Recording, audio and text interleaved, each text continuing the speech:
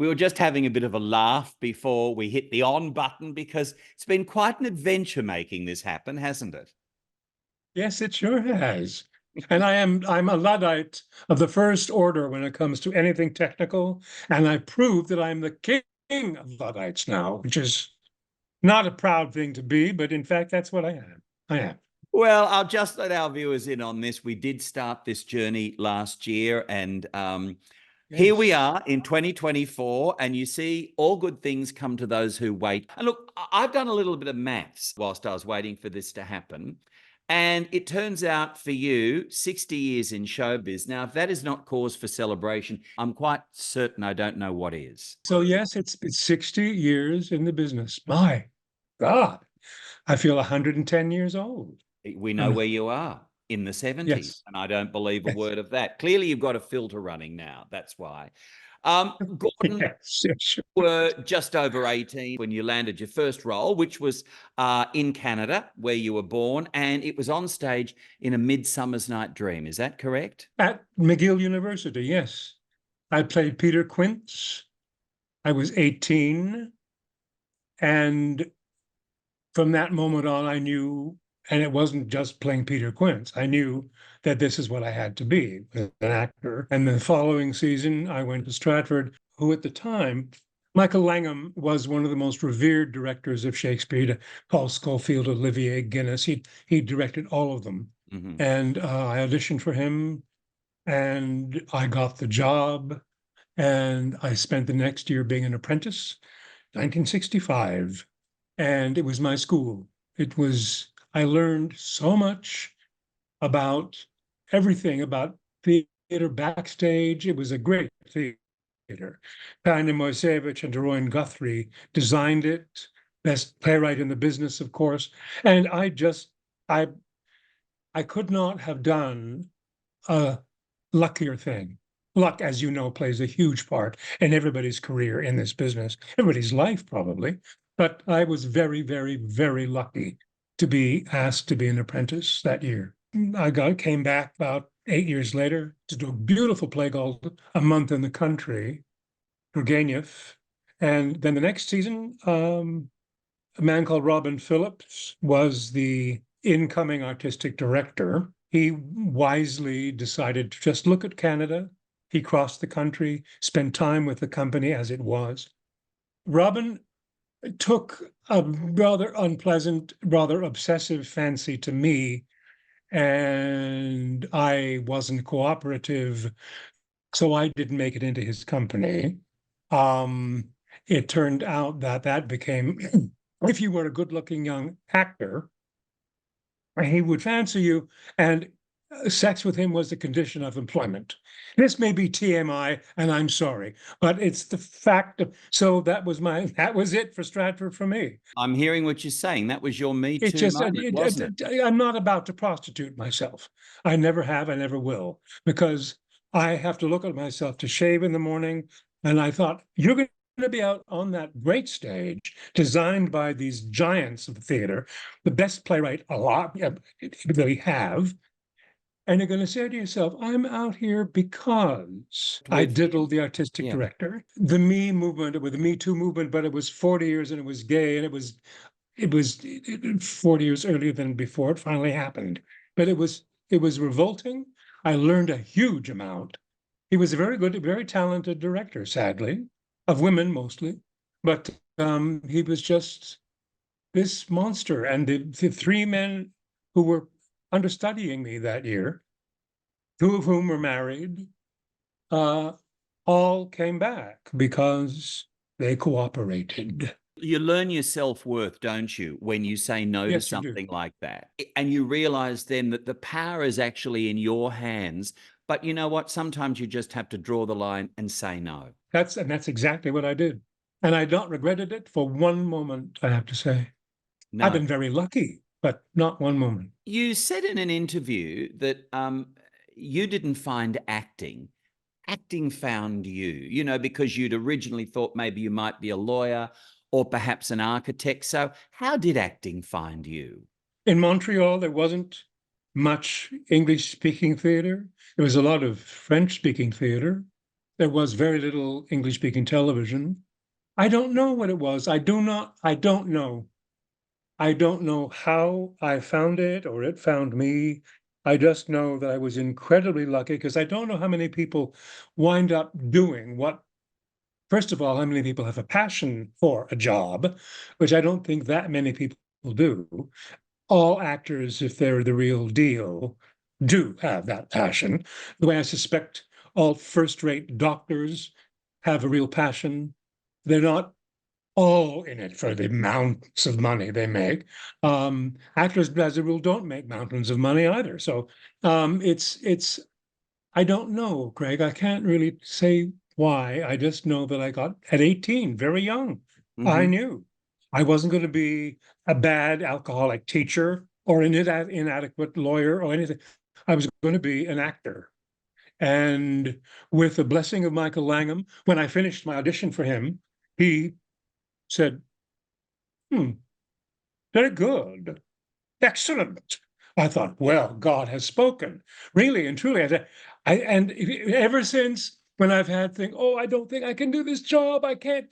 I would remember Michael Langham, and that gave me my shot of confidence to say, basically, up yours, because God spoke to me and I'm here. So deal with it, kind of thing. I've been remarkably lucky. I really have. Now, you Thank you. played Jesus in a production of Godspell. And looking back, what an amazing cast. Martin Short, Yeah. Gilda Radner, Yeah. Eugene Levy, three great Canadians, you being a fourth. What are your memories of working with those wonderful people back when you were all in your salad days, as they say? Yes, it was salad days. I was Jesus number three. The first one was Victor Garber. And the second one was a man called Don Scardino, who now is a producer of movies. I was number three. Eugene Levy played Jesus for the last month. It was like doing a 2 hour aerobics class with song and speech. So it was mostly absolutely exhausting. Gilda was one of the few Mm. who was exactly what you hoped and wound up knowing she would be.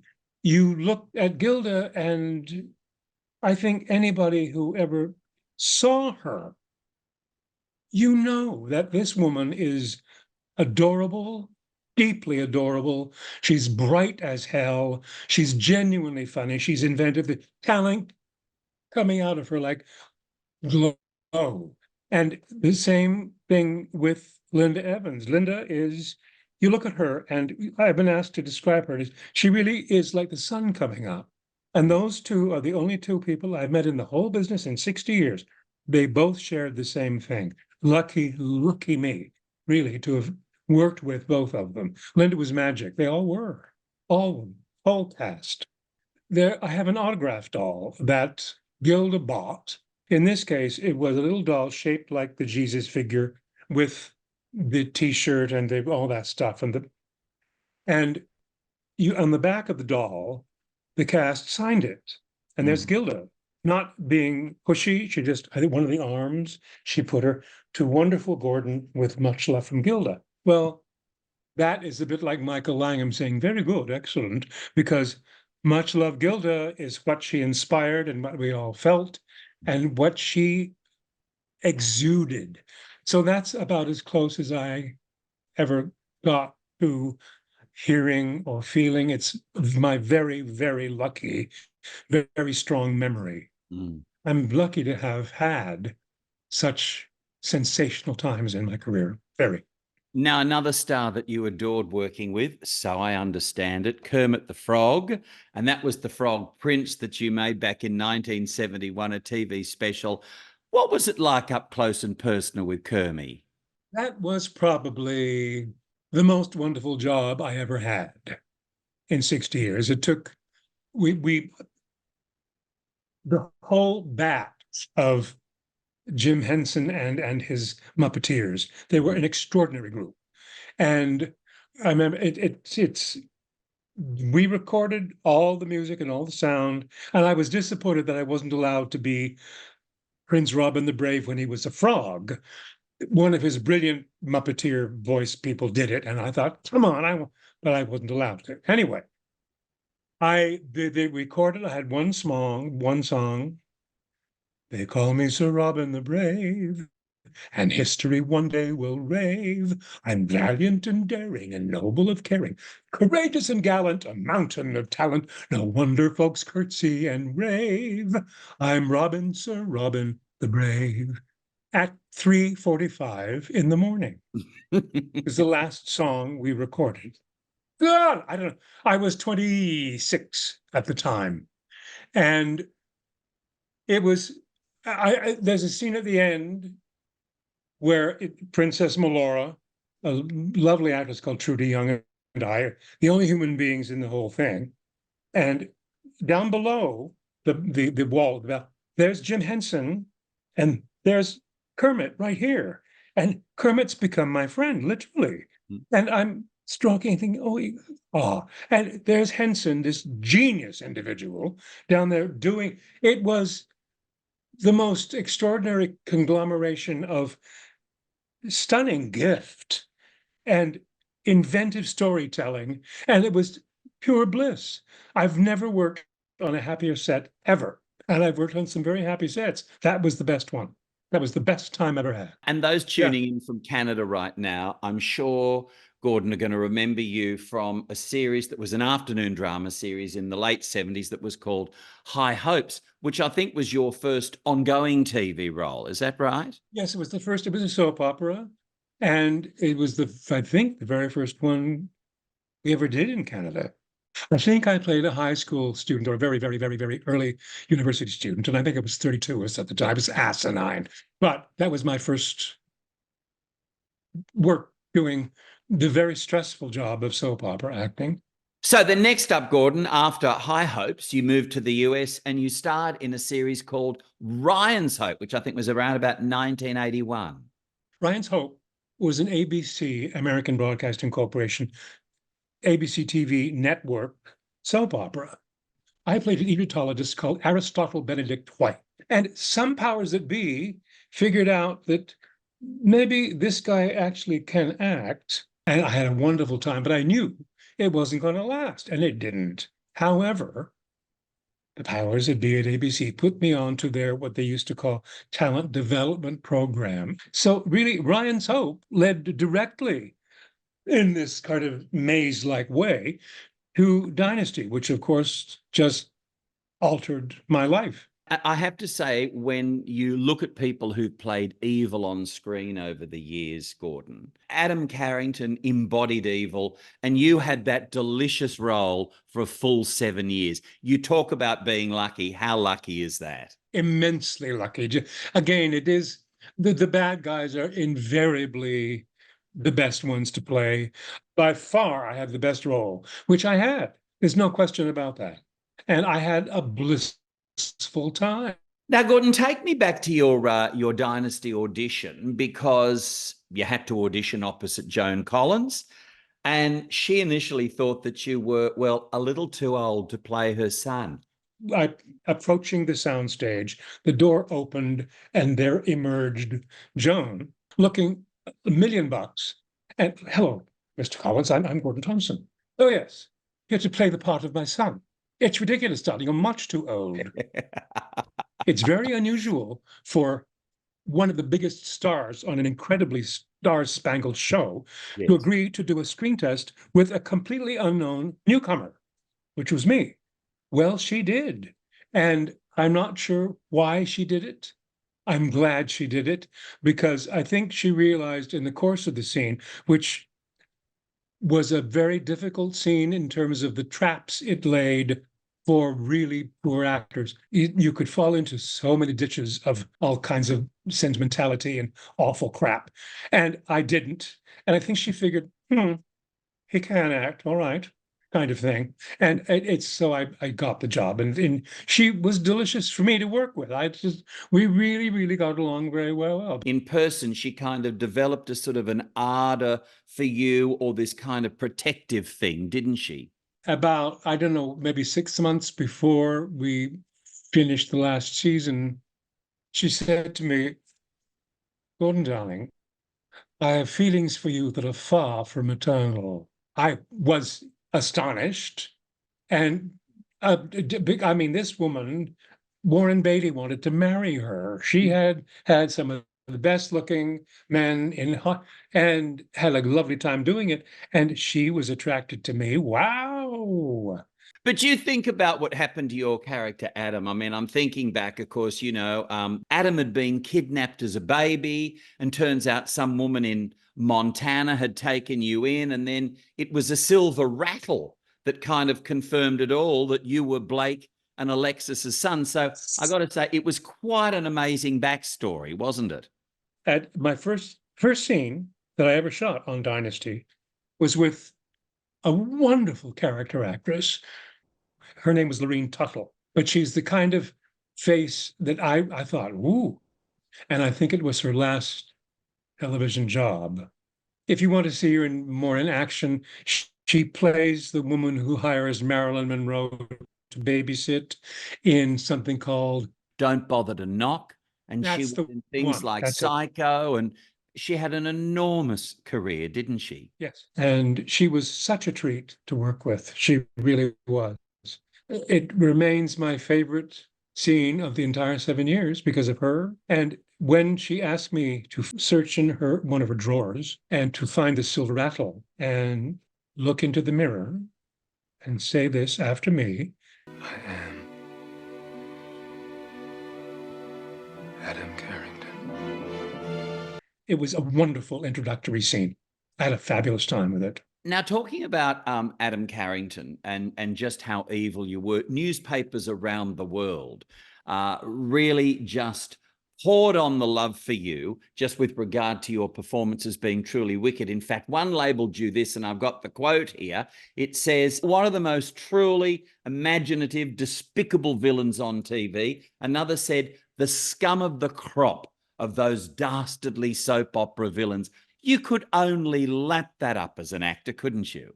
Thank you. I've not heard this stuff. I remember there was that rape. I remember there was another occasion where you tried to poison Jeff Colby, I think, with lead paint. You tricked Blake on his deathbed. How could you do that to your own father? What were some of the other really incredible things that stand out in your mind in terms of Adam being truly wicked?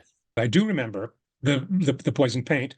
That, as a matter of fact, was based on a fact. Claire Booth Luce was at Eisenhower's ambassador to Italy. She was living in Rome. She became very ill, and they didn't realize that the paint was poisoning her.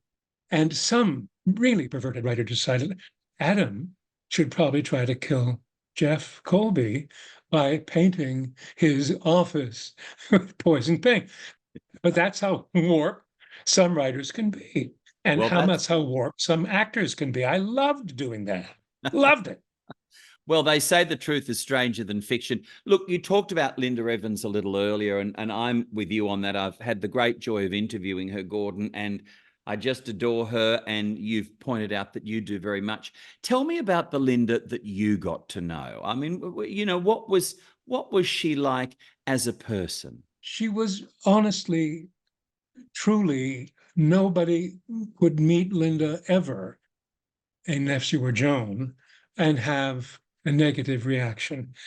And Joan was not keen on Linda because Joan was admired. People named their daughters after her because Les was a very strong character. But Linda was loved. She was like the sun coming up. That's why it's very easy to talk about her, because she truly is that radiant inside and out. And when you're that beautiful, and she had the huge sense to know it wasn't her fault, it was her DNA. So she didn't, swan around thinking, I'm so beautiful, because she's more grown up than that.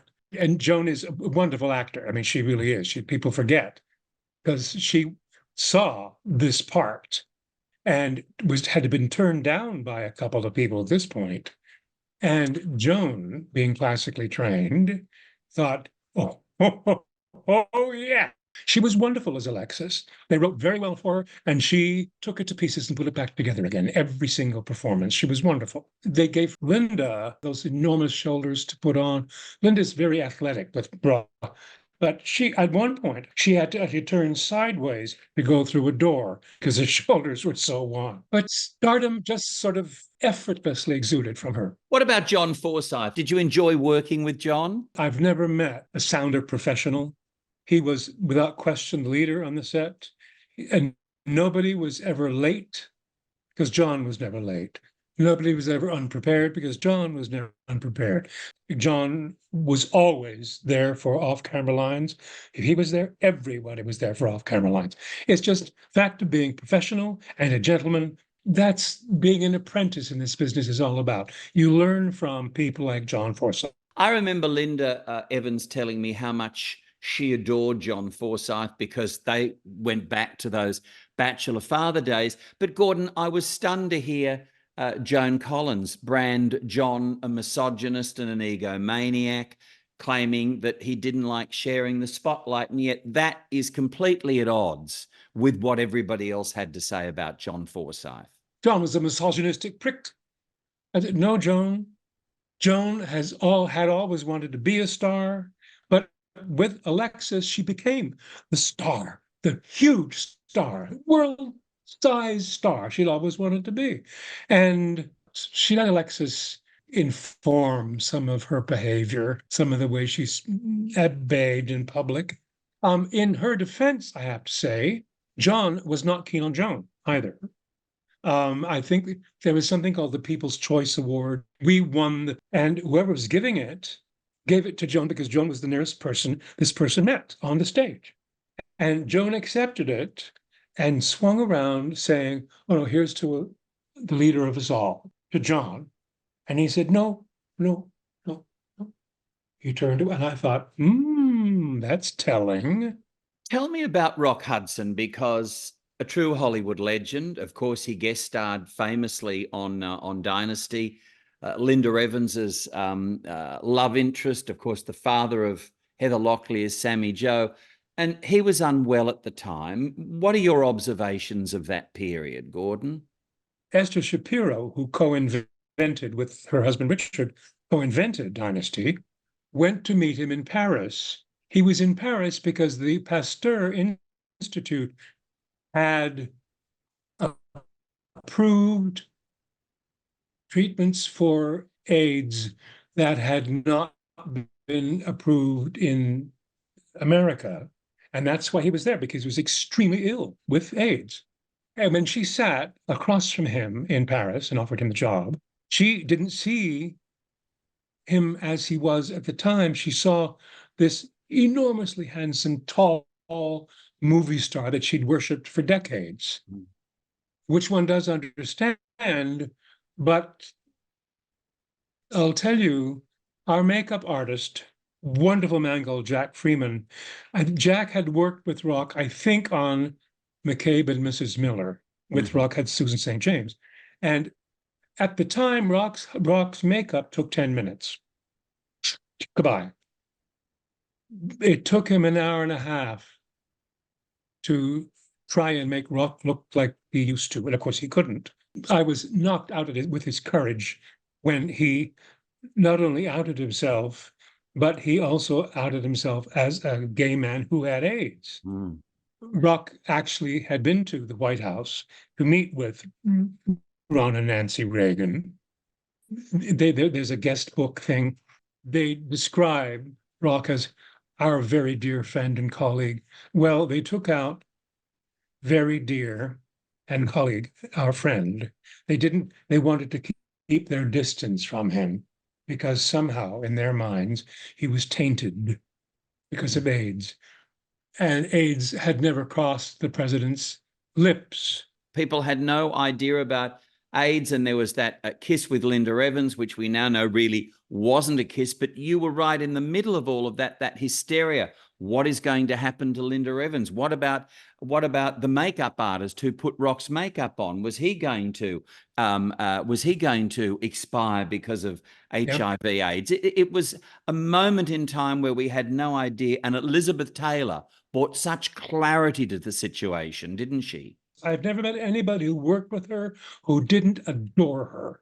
This biggest star in the world, breathtakingly, stunningly beautiful, and so screwed up in so many ways, but boy, her heart could not have been a larger one and in a better place. She was just magnificent, and she had a lot to do with public acceptance of this horrible illness. Gordon, tell me about working with Barbara Stanwyck, another great. Did you get to work with her? I know she was doing the Colbys, but did you ever get to meet her at least?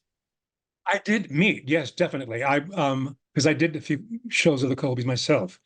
The crews loved her for the same reasons. They love any really gifted actor. They don't keep you waiting. They do their job. They don't carry on, and they go home on time. You know, that's gold for a crew. And Barbara personified, like John Forsythe, personified professionalism and staggeringly talented. On the flip side, though, and still with the Colbys, Charlton Heston. What are your views of working with Chuck, as they love to call him in Tinseltown? Bethany Beecham, we've all read, wax lyrical about how wonderful it was to work with the legendary Charlton Heston. But, well, no, I didn't work with him, but on the Colbys, I had a scene with John James that was, of course, very aggressive. It got a bit noisy. I made my exit, and there was Heston. He was going to use the set next, I guess. And he said, yeah, when in doubt, we all shout, don't we? I thought, forgive me, you asshole. Good God. That moment, he became Chuckles to me. Chuck Schmuck, no, Chuckles. I had no time for him at all. Now, Gordon, do you know why it was that Al Corley packed it in as Adam? I believe they didn't let him play Stephen as an actively gay man. Mm-hmm. And I think Jack had the same problem. And I think they were just trying to pussyfoot around the actual physical activities of homosexual lovemaking. Yes, Al wanted to play Stephen with authenticity, and the writers just wanted to gloss over that side of his life. So he figured if it wasn't going to be done with decency, he'd be out the door, I guess. Yes, that's exactly it. You remained with Dynasty until the end. It was rating phenomenally. Why did they bring the curtain down on? Two very big writing errors. The first big one was Moldavia. First ghastly mistake was when the next season began. We emerged as if we'd been to hair and makeup and wardrobe. I remember being in Venice on a bridge, and this boatload turned out to be German tourists who looked, who dies? Who dies? Well, nobody died at all. Nobody was even scarred. Nobody had anything wrong. Nobody broke a fingernail. 4 years later was the alien storyline. And poor Emma, this is a true story, actually. Esther came in, and the first words out of her mouth were, first person who laughs is fired. Richard, her husband, has had a vision. Aliens! You're laughing, you're fired. I'm sorry. You know, yep, I'm out. Exactly. It's insane. It was crap. And that was the final straw. Poor Sad. Emma Sams Very as sad. Fallon having to scoot off in a spaceship. She must have thought, what the hell's all this about? Look, you know, Gordon, you've enjoyed and continued to do an astonishing career that I guess for you, the blessing is it's been so varied, you know, from the big screen to the small screen to the stage. You've got to work with some of the greats. And I tell you what, back in 2017, many of your fans and from all over the world gave you great kudos for dealing with a situation that must have been awkward at the time. You know, you're giving an interview. Often when an actor is talking, it's about their career only. And this one kind of veered into your private life, and you're essentially outed without your endorsement or encouragement by the journalist. How did you deal with that? Because it's something, I guess, quite confronting where you're not suddenly in control of the narrative. Pamela Bellwood and John James and I were asked to do public relations to draw attention to the fact that the boxed set of Dynasty was available if you wanted, and that's what we were doing. And this was the Daily Beast with 24 million people paying attention. We thought, great. Well, this guy, I'm not going to tell you his name. I don't want to give him that kind of publicity. Thank you very much. Opened the, hello, Gordon, as one gay man to another. I was very angry, because he took my autonomy away from me and left me no choice. I will never know if I would have had the sheer guts to come out now because this asshole did it for me. And that really made me very, very angry. It's my business, it's my privacy, it's my private life, nothing to do with you. But we talked about some of this. He watched Dynasty as a teenager, and he was very sexually attracted to the man playing Adam. He became a journalist, specializing in gay issues, and he learned through the journalistic grapevine that it's possibly that the actor playing Adam is gay. Okay, that's his business, but he outed me, which and it's an appalling thing to do.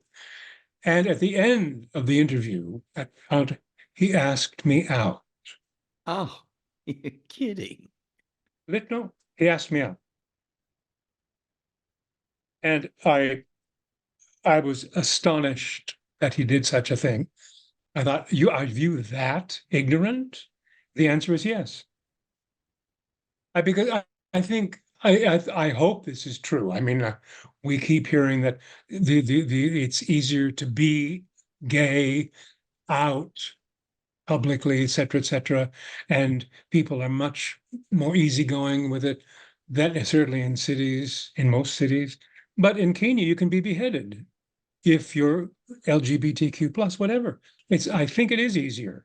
A great example of that, I think, is a wonderful actor called Matt Bomer, who outed himself when he accepted, it could have been a Golden Globe or an Emmy or something, and he accepted it on behalf of his husband and his children. What a graceful way to do it. For you weren't given that choice to make that decision that you might want to open up about your private life, which is your prerogative to do, or in fact, just maintain your private life, which is also your prerogative to do. Now, look, you were talking a little while ago, and this needs to tour the world. I'm sorry, Gordon, but it does. The combination of you, the ever-charming and amazing John James, and Jack Coleman, cocktails with the Carringtons. Are there any plans to get this whirling around the world? I mean, we need to see it no matter where you are, except possibly in Kenya. The show is so much fun to do. And we did it actually at the Roosevelt Hotel. It was JJ's birthday. Joan and her wonderful husband Percy came. Juliet and Maxwell came. And Joan said afterwards, she said to Darlings, it was very good. You should have been Mina. Well, let's just check in with Linda Evans about that. I wanted to say this to you, Gordon, as well. Joan Collins, as I understand it, gave you a beauty tip many years ago. Tell me if this is true, that she just never goes into the sunshine. No, we discussed this, and she did say, well, darling, I haven't had the sun on my face since I was 24. People keep saying she's had work done. Come on. I believe she hasn't. I really don't think she has. She's very afraid of needles. And at 90, she has energy to burn. Joan's biggest gift from whatever her DNA is her energy. Gordon Thomson, can I say I've had such a treat chatting with you. Talk about, I feel as I've known you for 100 years, and likewise those who've tuned into our little chat. You're like everybody's great old friend, and that's a very special way to be. Thank you, Craig. That's very kind of you. I feel the same way. Well, I wish it were face-to-face and not with the weirdnesses of technology kind of cutting us off and all of that. If I could shake your hand and give you a hug, I would.